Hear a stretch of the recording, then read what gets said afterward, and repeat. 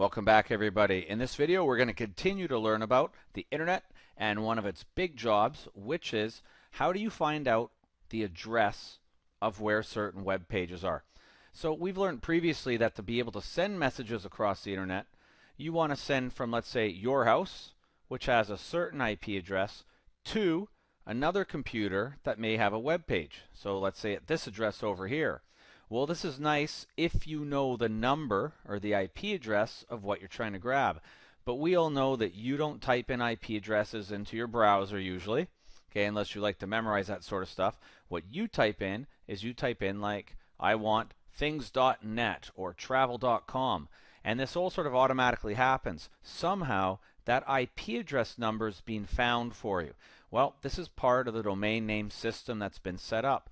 Human beings can type in nice English headings into their browser, and somehow they call it's resolved into an IP address, and that's how the message actually gets off and going. So let's take a look at how this works. This is going to be a part one. So here's part one, the easiest search you could do. We're going to search for a page called things.net. Now this page, very popular, okay, we're just pretending, and it's somewhere down here.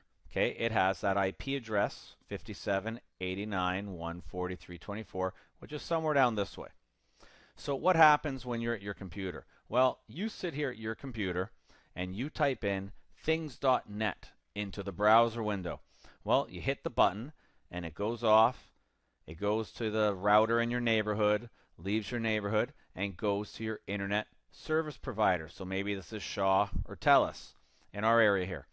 Well, they have a computer server, and this server is called a domain name server. Specifically, a little term for it, it's called the resolver. You've typed in things.net. It's going to try to resolve it into an actual IP address. You want the number, so you can say, go there. So what the resolver does is its first step is it looks in its memory or its disk, and it sees, have I seen this name before recently? Is it popular enough that maybe it's got it saved? So it looks down the list and it goes, yes, I have things.net.